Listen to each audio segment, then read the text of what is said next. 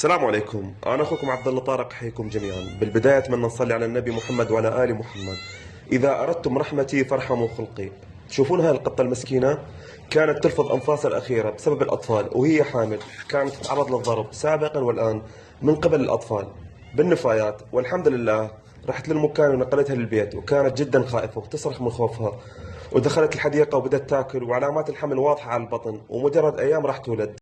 أتمنى من الأهالي يربون أطفالهم تربية صحيحة ويعلموهم الرحمة والإنسانية وحب الحيوانات، وهي من ضمن مسؤوليتنا نقدم الطعام إلها لوجه الله تعالى وعدم التعرض إلها.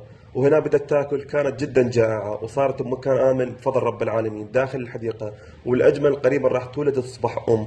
للأسف هاي القطط السوداء الله خلقها حالة حال باقي كل القطط، وأجمل لون هو الأسود، لكن للأسف تفكير الناس جدا فاشل، يدعون بها أنها جن، لكن هي ملاك حال حال باقي كل القطط. في أمان الله ورب يحفظكم جميعا.